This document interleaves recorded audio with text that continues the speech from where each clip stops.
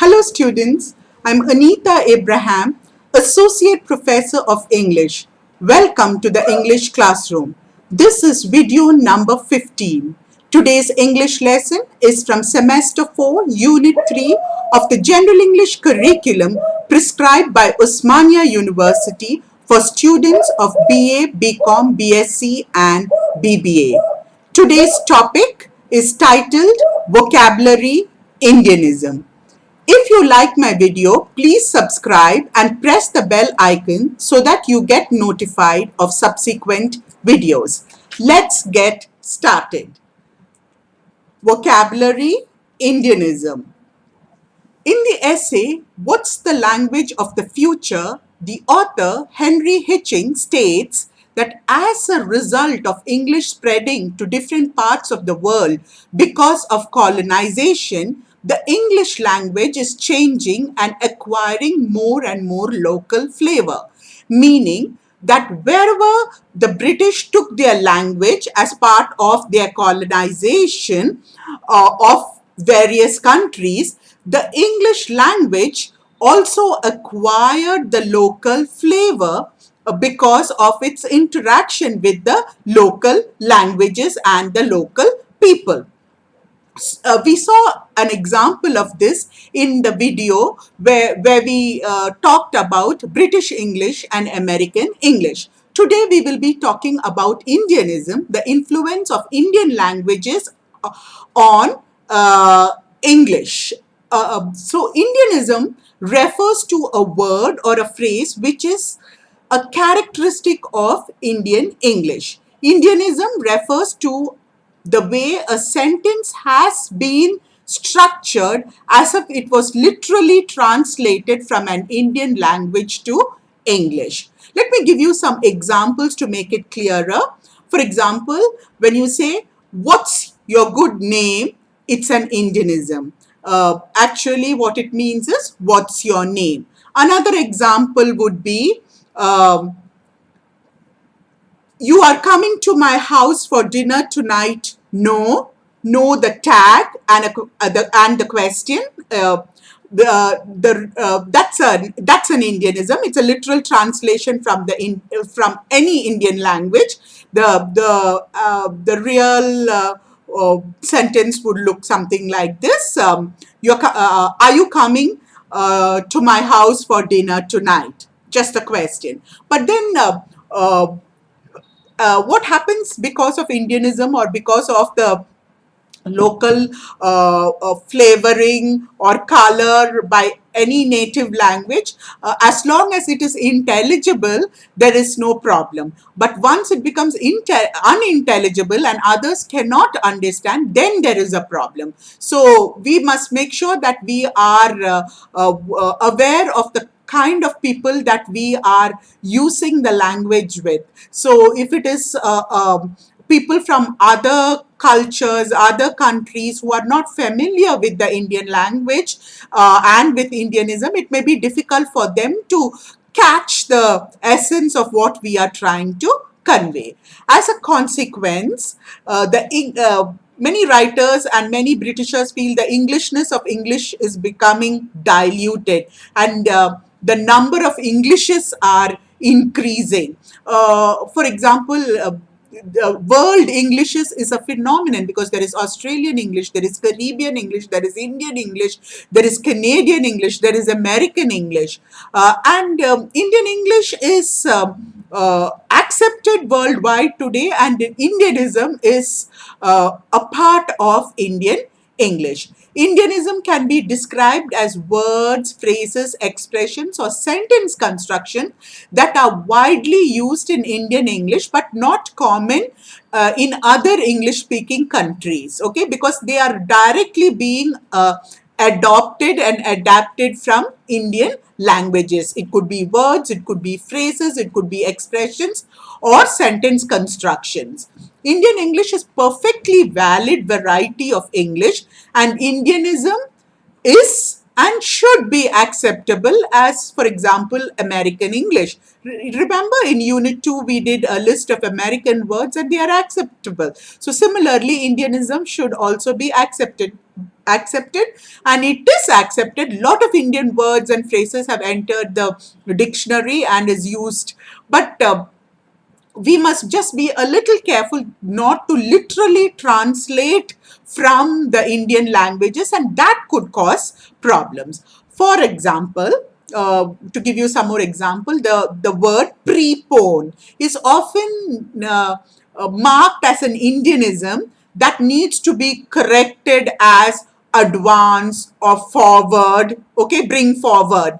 However, the word was added to Oxford English Dictionary in 2010, although it is still not very common outside India. Okay, so the meeting was preponed, meaning brought forward or advanced, but they say it needs to be corrected, and often it is marked by the strict police policing done by the English speakers of correct or British English or correct English, but then it is now accepted. It's part of the Oxford Dictionary. Yeah, so prepone is an Indianism that has been accepted, but still not very widely used outside India. Students, you must remember Indian English need not be considered incorrect. It is useful to know how it differs from the native varieties of English. Okay, just like it is useful to know the difference between British and American English. Just like we said, elevator and lift is acceptable, flat and apartment is acceptable. One is British, one is American. Similarly, Indianisms is also accepted and correct. It is only that we should know what are the variations in the native variety of English, whether it is British or American. The problem comes only when you try to make literal translation of Indian languages into English. Okay, so that's where the issue happens. Otherwise, there is no problem. It is accepted, it's valid, and we should use Indian English in our speech. Okay, so let's look at a few Indianisms and their equivalent in what may be called global English. Not global English doesn't mean accepted English.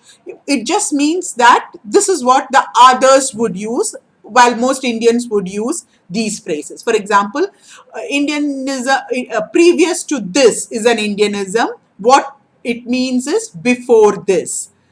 Today morning is an Indianism. Today morning. Globally, in other the native users or globally, what is accepted is this morning. Pass out. Okay, pass out. I passed out of Osmania University. The commonly accepted term would be graduate. I graduated from Osmania University. Another very common Indianism is out of station. Okay, out of station. I'm going out of station.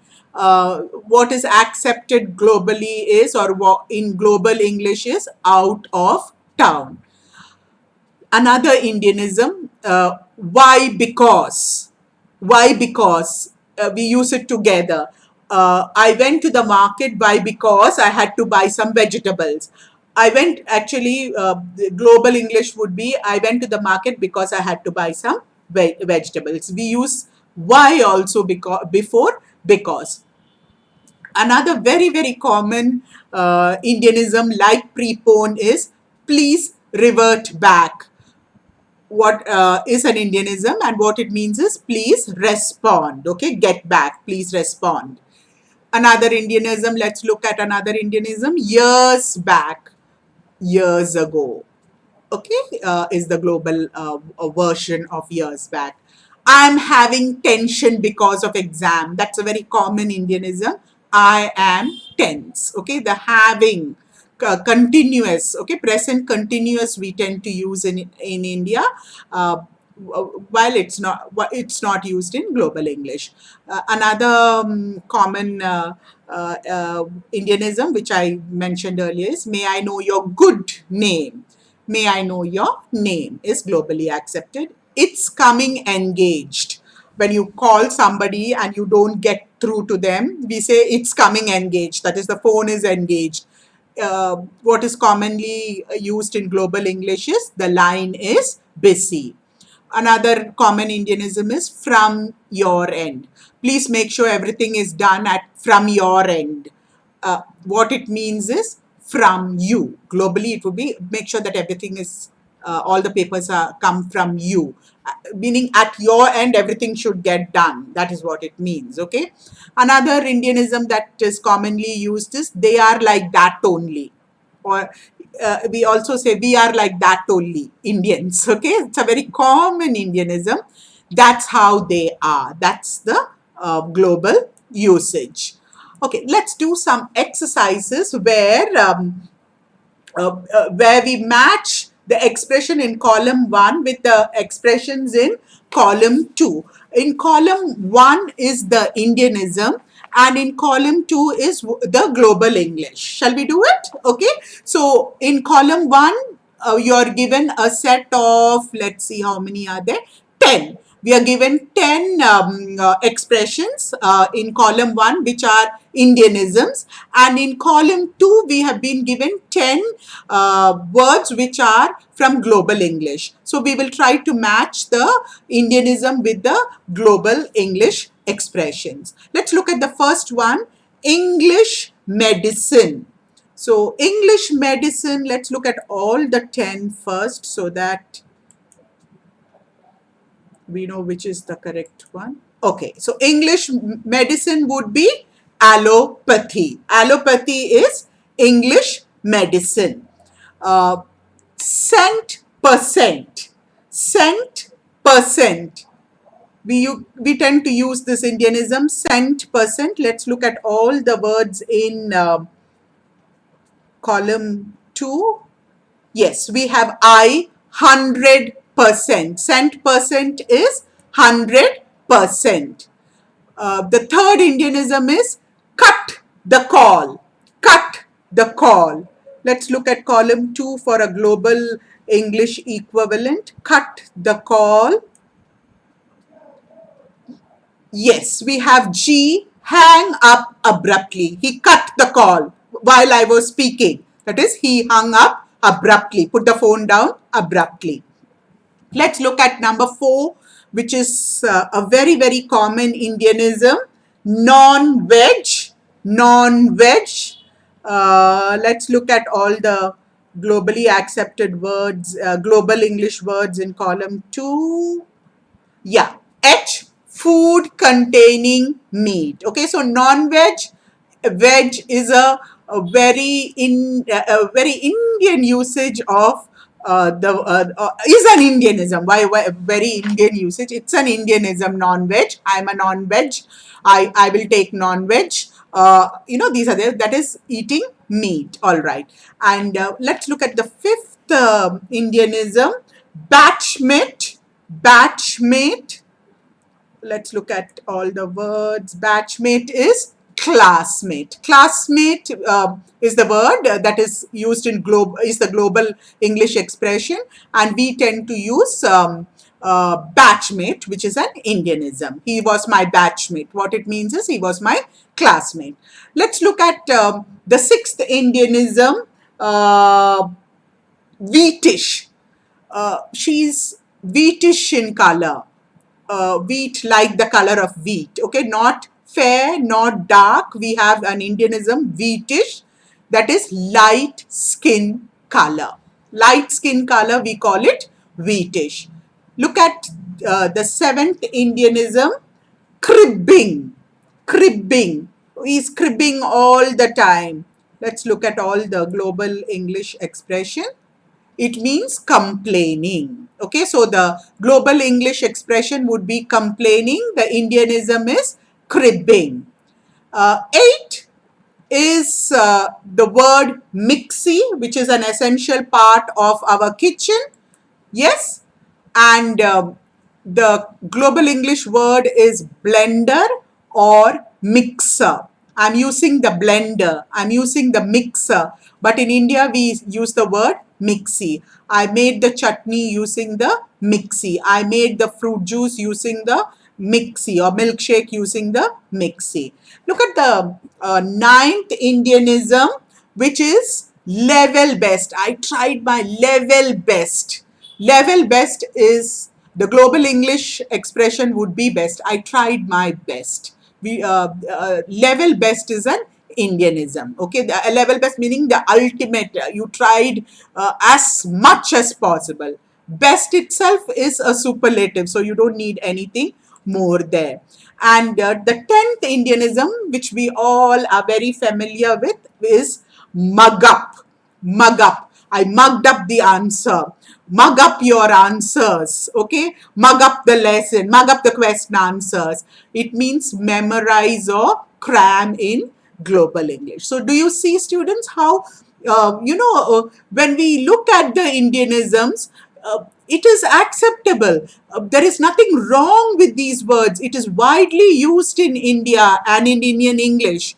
And many of them are it's very easy to make out for speakers of other native speakers also of English. But they may not be using these words, so it may be difficult for us. For example, if I say she is of wheatish complexion, for an American it may be difficult, for a Caribbean also it may be difficult, for an Australian, because they don't know we are talking about light skin complexion. Okay, so their communication may fail a little, but if you say something like I tried my level best but I failed in the exam, it's it is the communication is not breaking down there.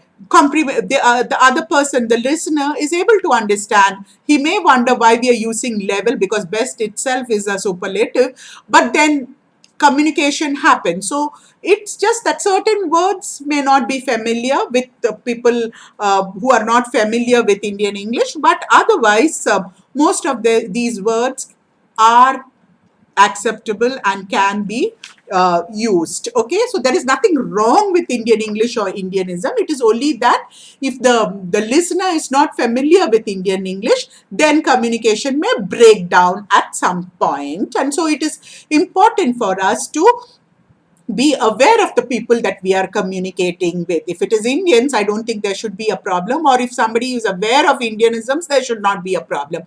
But supposing you are speaking to a Britisher or a Canadian, excuse me, who is unaware or who is not familiar with Indianism, then there may be some problem. So it's better that we are aware of Indianisms and their global English equivalent, so we can use it. Okay, let's move on to exercise 2. Make the following sentences more acceptable. They are acceptable in Indian English because most of them use Indianisms, and it is perfectly understandable, comprehensible. You can comprehend the meaning, but then let's redo it so that it is acceptable in the sense that it can be understood by all the users of the English language. That is let's use global English expressions. Okay, let's look at the first one. I ordered for a coffee. I ordered for a coffee. So how can we make this more acceptable? I ordered a coffee. There is no need for the use of the preposition for there. I ordered a coffee. That's enough. Okay. The second sentence, let us discuss about common errors in English. Let us discuss about common errors in English. It's perfectly acceptable in English. It's an Indianism. The more acceptable usage of the sentence would be, let us discuss common errors in English. We will not use again, we won't use about here. We have a tendency to use the prepositions a lot in Indian English, so we won't use about. Let us discuss common errors in English. But do you see in both the sentences, there is no failure of communication. It's both the sentence we are able to understand what is the meaning. It's just that in global English, the prepositions are not used in these two sentences. Okay. Um, the meeting is preponed. The meeting is preponed is an Indianism. Okay. Uh, like we said earlier, preponed is now a part of the Indian Oxford Dictionary. It is an accepted word, but still global English would use the word. The meeting is advanced. That is, it has been brought forward. Okay, advanced. The meeting is advanced. Let us look at the fourth sentence. I was out of station last week. uh, the the more acceptable sentence would be, I was out of town last week. Out of station is an Indianism. We will use I was out of town last week. But if you are talking to an Indian, I was out of station is perfectly acceptable. But if somebody, let's say you're talking to a Britisher, then the station may not make sense. It's better that we use I was out of town last week. Okay, so it's better. It is nice to know both the Indianism and the global English expression. All right. Let's look at the fifth sentence. I am sending you an application. Please do the needful. All right. Um, I'm sending you the application. Please do the needful. So, how would you change that? I'm sending you an application. I'm sending you an application. That's fine. Please do what needs to be done, or please do what is required. Please do the needful is the Indianism. So you can, substitute it with please do what needs to be done, or please do what is required. Students, I hope you are following what the Indianisms are as a result of certain sentence structures, expressions, words, phrases being adopted into the English language because of this interface between the native British uh, uh, language, that which is English, and the various Indian languages. Okay, so Indian English is acceptable, and there has been a slight change.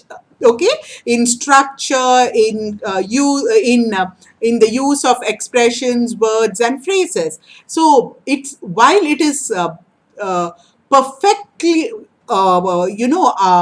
understandable for Indian speakers, because most of us use some of these phrases and Indianisms, a foreigner or somebody who's not familiar with Indianism may not understand. Their communication may break. But otherwise, these Indianisms are acceptable, and it is part of world Englishes. Okay, it is accepted. Indian English is accepted world over. So it's only the Indianisms we need to be aware of our audience and use Indianism if it's an Indian audience or an audience that understands Indianism, or use the equivalent global expressions if they cannot understand. Okay, let's look at sentence 6. He bought this car a few years back. Instead of few years back, we will say he bought this car a few years ago. Sentence 7. He studied law. He passed out last year. The global English would be he studied law. He graduated last year. Sentence 8. Kindly revert back at the earliest. The more acceptable usage would be kindly respond or reply at the earliest. You can use both, kindly respond or reply at the earliest. Sentence 9. My computer is not working. Okay, do one thing. Okay, my computer is not working. Okay, do one thing. So how would you make it more acceptable? My computer is not working. That's fine. Okay, what can you do is, or okay, you can do this, or okay, do this, or okay, here is what you can do. My computer is not working, okay, do one thing. Okay, do one thing. Instead of do one thing, what would be more acceptable is okay, you can do this, okay, do this, okay, here is what you can do, okay, what you can do is, there are 4 different ways of making this more acceptable. This is an Indianism. All right. Sentence 10, I'm having a headache. I have a headache. The present continuous, the usage of present continuous is a very common Indianism. All right. Sentence 11, on Sunday I am sitting at home only. And the more acceptable usage would be, on Sunday I stay at home. Okay. Sentence 12, I can be able to do it. I can be able to do it. The more acceptable usage would be, I can do it, I will be able to do it. I can do it, I will be, or I will be able to do it. Let's look at sentence 13. Take the umbrella, rain is coming. Take the umbrella, rain is coming. The acceptable usage would be, or the global English usage would be, take the umbrella, it is raining. Take the umbrella, it is raining. Instead of rain is coming, the global English usage would be, it is raining. Let's look at sentence 14. I forgot to give key to the watch. I forgot to give key to the watch. The accept, this is, very understandable by most Indians because the Hindi would be चाबी देना भूल गया. Okay, घड़ी को चाबी देना भूल गया.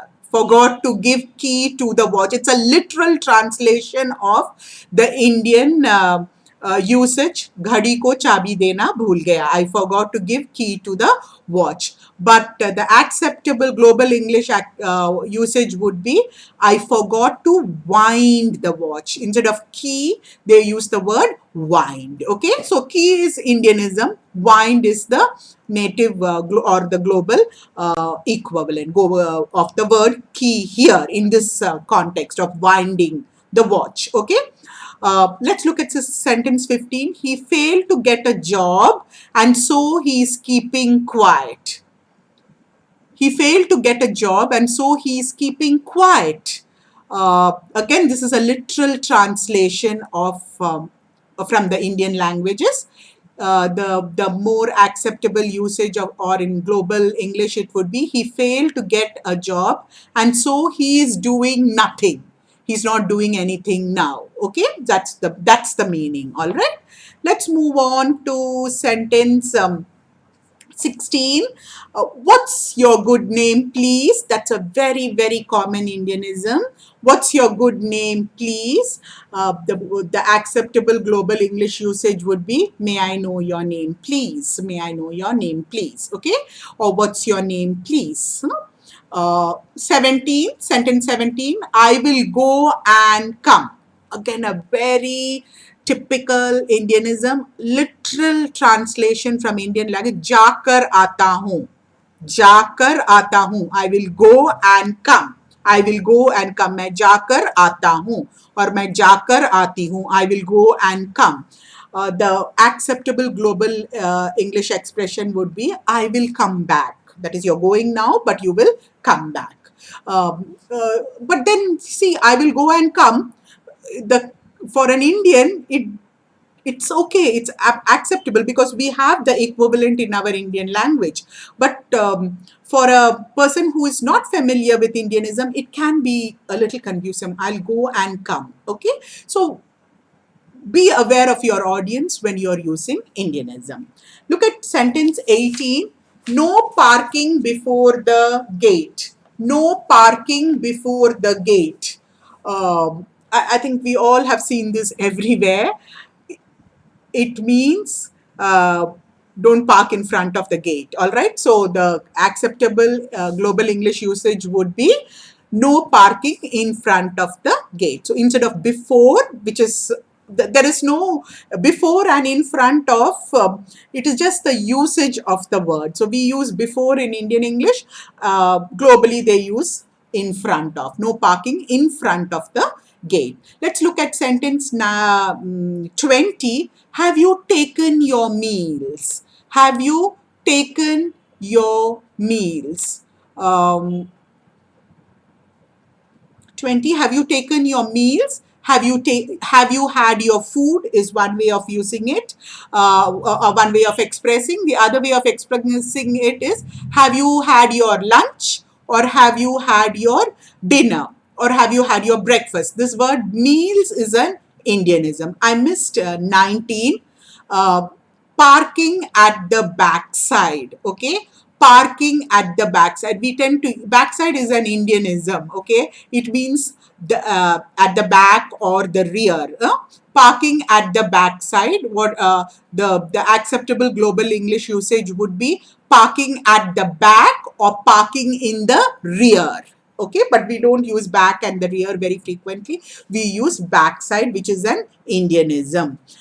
Moving on to sentence 21. She is my cousin sister, but he is my real brother. So we have cousin sister, real brother, real sister. That relationship is a big uh, issue in Indian English, okay? Because in Indian languages and in Indian culture, we have a word for every relationship. But in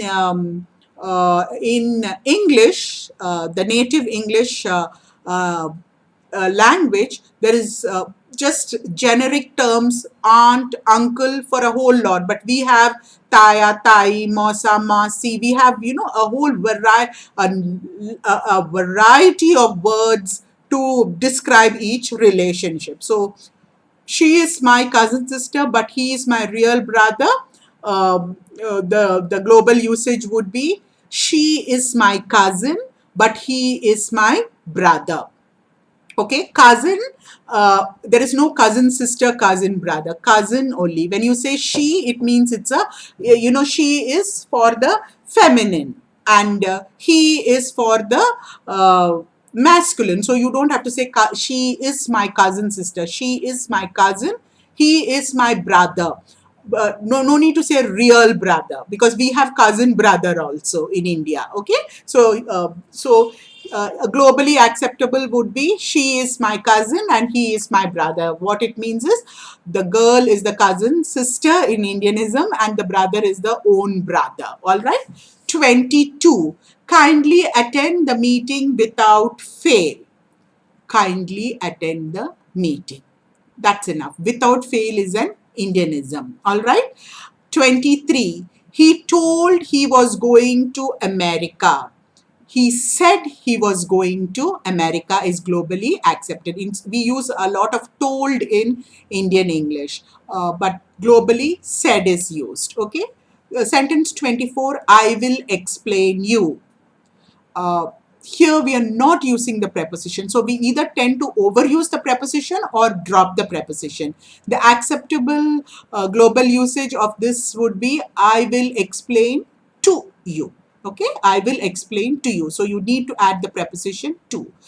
Let's look at sentence 25. Let me suggest you something.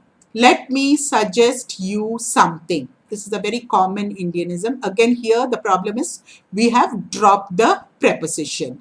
Let me suggest to you something is acceptable global English. Let me suggest something to you. You can use both. Okay. Here you need to add the preposition to. Let's look at sentence 26. Why not try this idea? Why not try this idea? The global acceptable usage would be, why don't you try this idea? Why don't you try this idea? So you need to use the model do there. Okay. Why don't you use the do is necessary there. All right. 27. Please correct if I am incorrect. Okay. Please correct if I am incorrect. This is a very common Indianism. it is perfectly understandable. There is no breakdown of communication, but globally, the correct usage, or I wouldn't say correct, acceptable usage would be, please correct me if I am wrong. If I am wrong, instead of if I'm incorrect. Globally, what other users would use is I am wrong. Okay, if I'm incorrect is an Indianism. 28, you are calling regarding, and the question. So it is the tone that conveys that it's a question. Okay, so how would you're calling regarding and the question mark, and the tone should convey it. Okay, you're calling regarding, and it's in spoken English, and it has to be at the tone has to convey the question.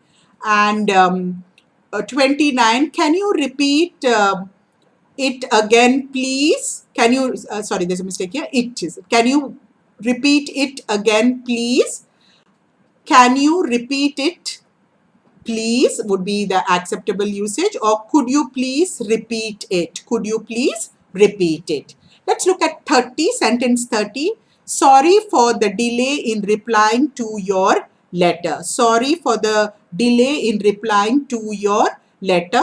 The correct, I'm sorry, the acceptable global English usage would be, sorry for the delay in replying to your letter, or sorry for the delay in replying to you.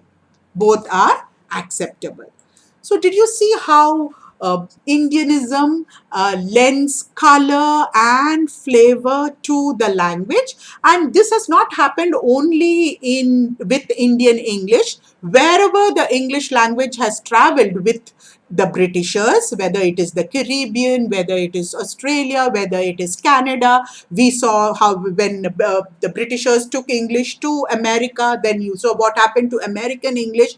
Words, phrases, structures of the native languages have got incorporated into the language, and colored it, flavored it, and the language has grown all the more interesting and all the more lively because of these additions. So while Indianism is acceptable and Indian English is acceptable world over, while communicating with people who are unaware of these Indianisms, we must be careful in its usage, because it may lead to a breakdown in communication. But however, if your audience understands Indianisms and the way the Indianisms are used in Indian English, then there is no harm in using Indianism.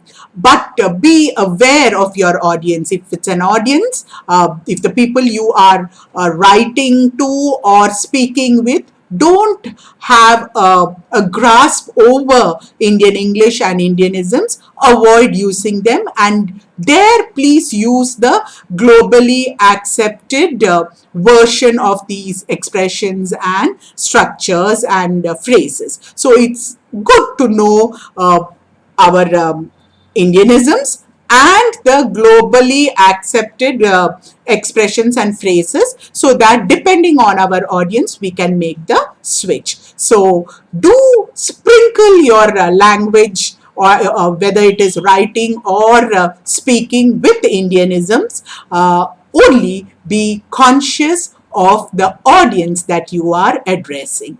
Thank you so much, students. Take care, stay safe.